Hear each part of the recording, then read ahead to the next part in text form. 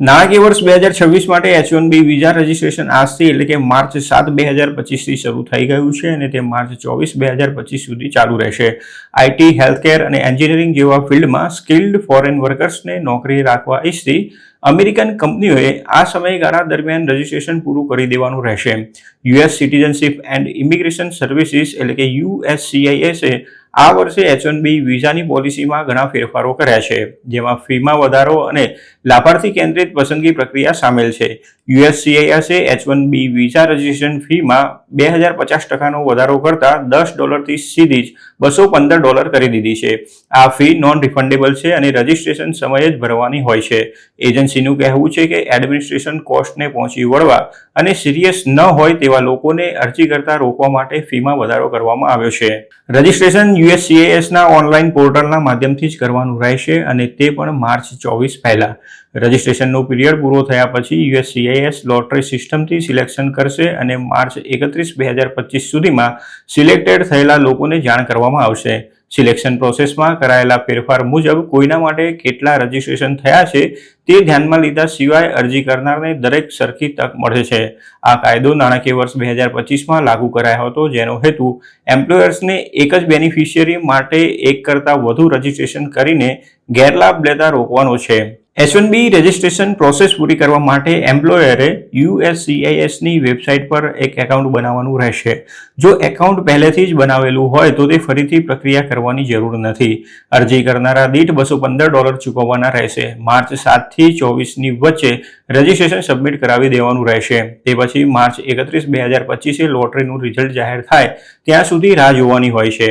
જો સિલેક્શન ન થાય તો જે સમય આપવામાં આવે ત્યાં સુધીમાં H1B માટે વિસ્તૃત પિટિશન ફાઇલ કરવાની રહેશે. પેમેન્ટ ઓપ્શન્સ અને ટ્રાન્ઝેક્શનની લિમિટની વાત કરીએ તો રજિસ્ટ્રેશન ફીમાં વધારો થયો હોવાના કારણે USCIS ડેઇલી ક્રેડિટ કાર્ડ ટ્રાન્ઝેક્શનની લિમિટ $24,999.99 થી વધારીને $99,999.99 કરી દીધી છે. આ લિમિટથી વધારે રકમ એમ્પ્લોયર્સે ઓટોમેટેડ ક્લિયરન્સ હાઉસ મારફતે ભરવાની રહેશે.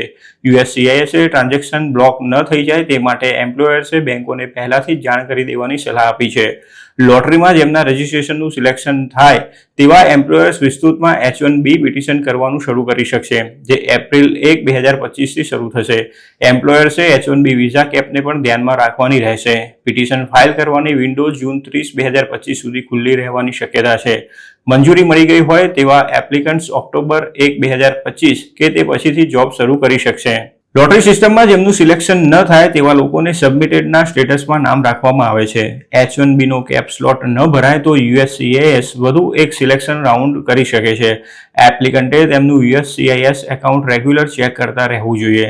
H1B લોટરી સિસ્ટમમાં ફ્રોડ થતું અટકાવવા માટે USCIS જાન્યુઆરી 30, 2024થી નવા નિયમો અમલી બનાવ્યા છે, જેમાં બેનિફિશિયરીનું વધુ ઝીણવટપૂર્વક વેરિફિકેશન, ડુપ્લિકેટ એન્ટ્રીઝને રોકવી અને સિલેક્ટ થયેલી વ્યક્તિ જ વિસ્તૃત H1B પિટિશન કરે તેનું ધ્યાન રાખવા જેવી બાબતોનો સમાવેશ થાય છે.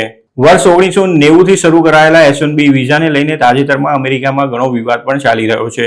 ડોનાલ્ડ ટ્રમ્પના કેટલાક કટ્ટર સમર્થકો H1B વિઝા પર પ્રતિબંધ મૂકવાની માંગ કરી રહ્યા છે. જોકે ઇલોન મસ્ક, વિવેક રામાસ્વામી જેવા કેટલાક ટ્રમ્પ સમર્થક H1B વિઝાના પક્ષમાં છે. ટ્રમ્પે પોતે પણ આ વિઝાનું સમર્થન કર્યું છે. દર વર્ષે H1B વિઝાનો મોટાભાગનો સ્લોટ ભારતીયોને ફાળે જાય છે. USCISના આંકડા મુજબ ઓક્ટોબર 2022થી સપ્ટેમ્બર 2023ની વચ્ચે અપાયેલા H1B વિઝામાંથી 72.2% ભારતીયોને મળ્યા હતા. સપ્ટેમ્બર 30, 2023 પૂરા થયેલા નાણાકીય વર્ષમાં 2,65,777 લોકોને H1B વિઝા આપવામાં આવ્યા હતા, જેમાંથી લગભગ 78% ભારતીય નાગરિક હતા.